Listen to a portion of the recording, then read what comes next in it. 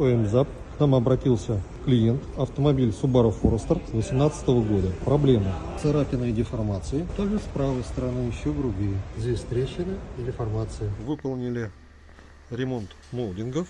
Молдинги загрунтованы. Делаем без демонтажа, поскольку клипсы сейчас в достаточно серьезном дефиците на данный автомобиль. Клиент принял решение о ремонте двери багажника, но без окраски.